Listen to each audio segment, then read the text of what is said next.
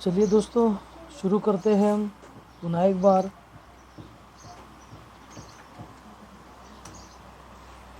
हमने इससे पहले प्रिंट पत्रकारिता और मुद्रण कला,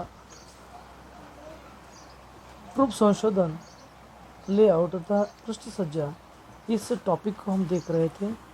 हमने इससे पहले प्रिंट पत्रकारिता और मुद्रण कला के अंतर्गत मुद्रण कला का उद्भव और विकास तथा भारत में मुद्रण कला और देवनागरी लिपि में मुद्रण कला, इन दो मुद्दों के साथ साथ हमने चर्चा की है। हम आगे बढ़ते हैं। मुद्रण के विभिन्न प्रकार, मुद्रण के विभिन्न प्रकार, मुद्रण के विभिन्न प्रकार। मुद्रण के विभिन्न प्रकार इस टॉपिक के अंतर्गत हम चर्चा करते हैं। मुद्रण प्रक्रिया में कंपोज, प्रूफ शोधन, पेज मेकअप और मशीन से छपाई इत्यादि शामिल है। तो देखिए, मुद्रण के कुल मिलाकर 4 प्रकार दिखाई देते हैं। तो कंपोजिंग, प्रूफ शोधन, पेज मेकअप और मशीन से छपाई, ये 4 हैं। इसलिए मुद्रण की परिभाषा करना सरल नहीं है। मोटे तौर पर कहे तो कागज़, कपड़े या ऐसी किसी अन्य वस्तु पर प्रतिकृति अंकन और स्याही तथा दाब की सहायता से उस प्रतिकृति को कागज़ पर बड़ी संख्या में उतारे जा सकने का नाम मुद्रण है। मुद्रण किसे कहते हैं? तो मोटे तौर पर कहे गए तो कागज़, कपड़े, ऐसी कोई किसी अन्य वस्तु पर प्रतिकृति अंकन या स्याही तथा दाब की सहायता से उस प्रतिकृति को कागज़ पर बड़ी संख्या में उतारे जा सकने का नाम ही मुद्रण है। इस संदर्भ में डॉक्टर राजेंद्र राही के जी ने कहा है कि जिसमें तांत्रिक अथवा रासायनिक क्रिया द्वारा मुद्रण का प्रतिबिंब कागज़ या किसी अन्य वस्तु जैसे टीन, कपड़ा, प्लास्टिक आदि पर उतारा जाता है, मुद्रण की यही क्रिया कई प्रकार से संपादित होती है और विभिन्न प्रकार के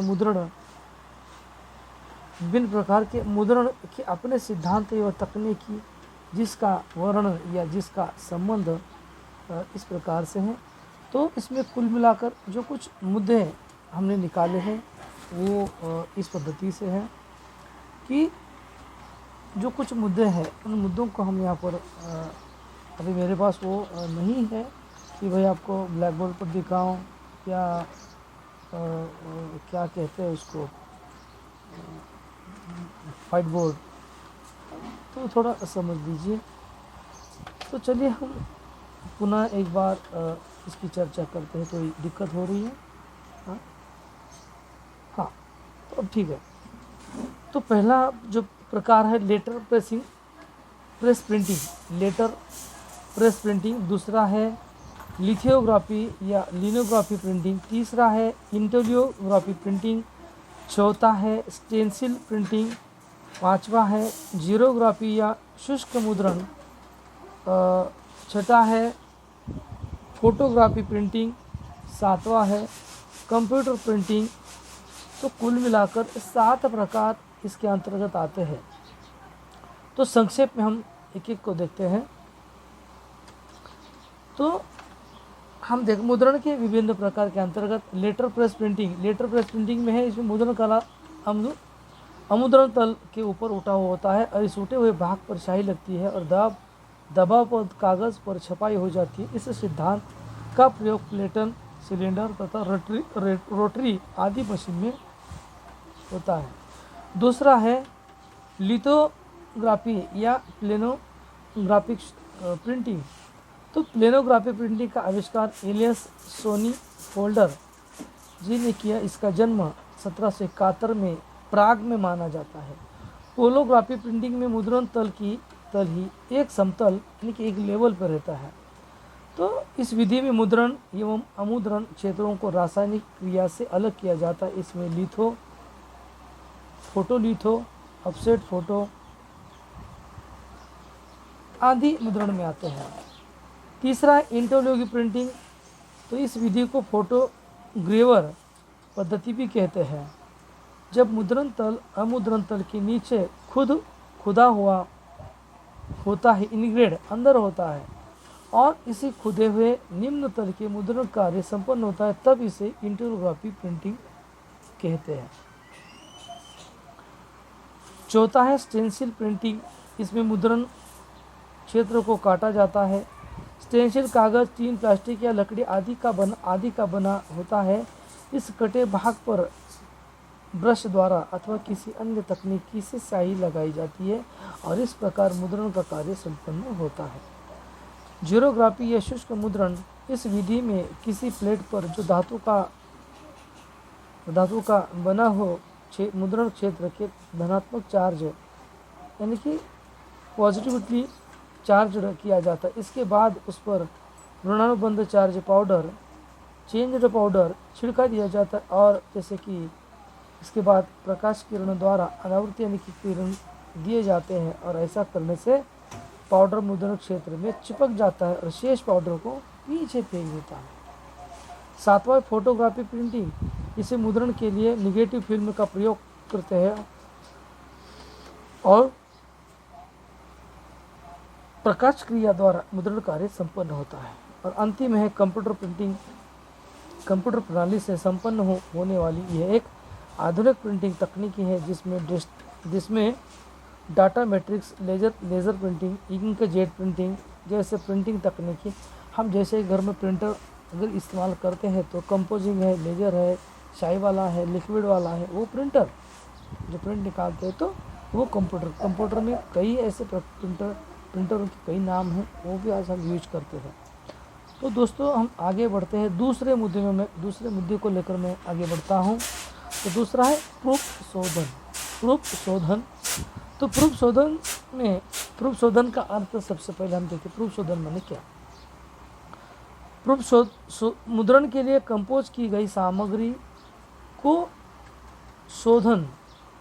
मुद्रण के लिए कंपोज की गई सामग्री का संशोधन करना अर्थात उसमें आई हुई अशुद्धियों का सुधार करना माने ही प्रूफ शोधन होता है। तो प्रूफ शोधन 3 प्रकार के होते हैं। कितने प्रकार के होते हैं? 3 प्रकार के। तो पहला प्रकार है गैली प्रूफ, दूसरा है पेज प्रूफ, तीसरा है मशीन प्रूफ। तो दोस्तों ध्यान से सुनिए। तो प्रूफ शोधन में कुल मिलाकर 3 प्रकार होते हैं, पहला गैली, दूसरा पेज और चौथा मशीन। तो इन 3 प्रकारों के अंतर्गत थोड़ा संक्षेप हम इसका वर्णन करते हैं। पहला है गैली प्रूफ। इसे कच्चा प्रूफ भी कहते हैं। कंपोजिंग करने के बाद मैटर का जो पहला प्रूफ निकलता है उसे गैली प्रूफ कहते हैं। ये प्रूफ पहले प्रूफ को ही गैली प्रूफ कहते हैं। कंपोज के बाद ये प्रूफ प्राय गैली पर रखे कंपोज मैटर को ही बांधकर इंक रोल की सहायता से निकलते हैं। इसी कारण इसे गैली प्रूफ या कच्चा प्रूफ कहते हैं। दूसरा है पेज प्रूफ। कंपोज किए हुए मैटर को छापने वाले फर्मे पर कसने के बाद पूरे पेज का प्रूफ जो होता है उसे पेज प्रूफ कहते हैं। अब पूरा पेज, यद्यपि इसमें भी संशोधन किया जा सकता है और किया भी जाता है, पर इसका संशोधन अपेक्षाकृत तो कठिन होता है, क्योंकि कसे हुए फर्मे पर अक्षरों का निकालना और फिर सही अक्षरों को बैठाना कठिन कार्य होता है। फिर भी छूटी हुई गलतियों को इसमें भी ठीक किया जा सकता है। समाचार पत्रों में पेज प्रूफ या संपादक या पाली प्रभारी द्वारा देखा जाता है। तीसरा अंतिम है मशीन प्रूफ। तो मशीन प्रूफ में गैली प्रूफ, संशोधन गैली प्रूफ तथा पेज प्रूफ के बाद भी कभी एकाध गलतियां रह जाती है अथवा मशीन पर मैटर चढ़ाने के दौरान कुछ शब्दों या अक्षरों में टूट फूट हो जाती है या उल्टे सीधे अक्षर सीधे हो जाते हैं जो मशीन चलाने के बाद जब मुद्रित सामग्री बाहर आती है तब पकड़ में आते हैं। इसमें मशीन को रोककर उन्हें ठीक किया जाता है। इसे मशीन प्रूफ कहते हैं। तो दोस्तों इसके बारे में कई मुद्दे ऐसे सामने आते हैं।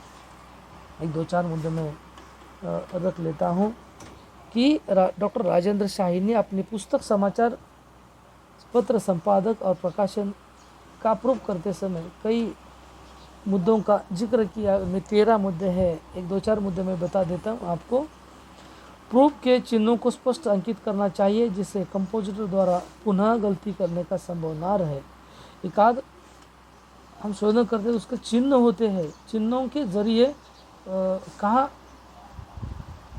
बदलना है या कहाँ दुरुस्त करना है, वो चिन्हों के जरिए, उसके लिए कई चिन्ह हैं।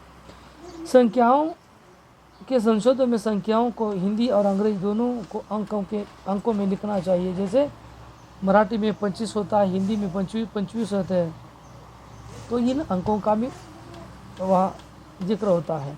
प्रूफ रीडर को टाइपों की एकरूपता पर भी ध्यान देना चाहिए। एक ही पॉइंट को दो टाइप जैसे सीधा और इटैलिक जल्दी पकड़ में नहीं आते। चौथा है संशोधन को यथासंभव उसी लाइन की सीध या हाशिए पर अंकन करना का संशोधन दाएं हाशिए पर अंकित करना चाहिए।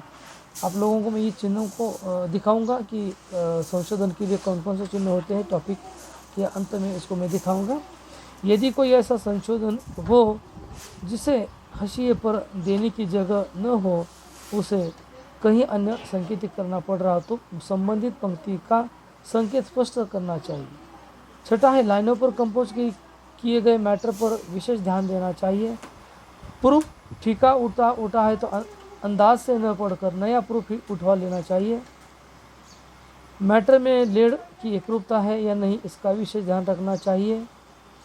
प्रूफ रीडर को यदि संबंधित विषय का ज्ञान हो तो प्रूफ पढ़ने में सुविधा होती है। जैसे कि समाचार संगठन में काम करने प्रूफ रीडरों को सामान्य प्रेस लॉ का ज्ञान होना चाहिए। सुविधा की दृष्टि से प्रूफ कापी पर पहला और दूसरा अंतिम और संकेत देना चाहिए और अंतिम प्रूफ को सुरक्षित रखना चाहिए और छपाई के कुछ दिनों बाद ही उसको नष्ट करना चाहिए। तो दोस्तों ये रहा जैसे कि प्रूफ शोधन के अंतर्गत की जो हमने प्रूफ संशोधन के अंतर्गत की जो 3 प्रकार, उसके बाद कुछ मुद्दों को यहाँ जिक्र किया। अगला टॉपिक बनता है पृष्ठ सज्जा। ये इस टॉपिक का अंतिम टॉपिक पृष्ठ सज्जा, ये इसके अंतर्गत हम चर्चा करने वाले हैं। तो पृष्ठ सज्जा को हम अगले लेक्चर में देखते हैं क्योंकि वीडियो थोड़ा बड़ा होता है, इसलिए इसे हम दूसरे टॉपिक में देखते हैं।